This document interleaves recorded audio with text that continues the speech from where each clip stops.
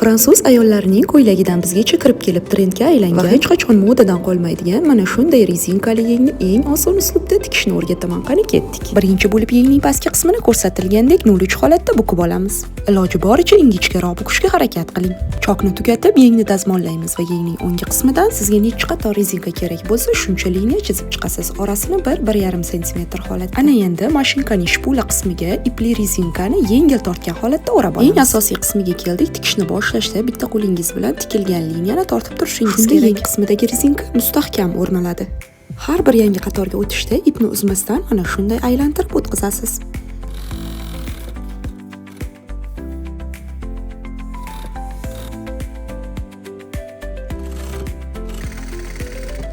Mana rezinkamiz mustahkam holatda tikildi.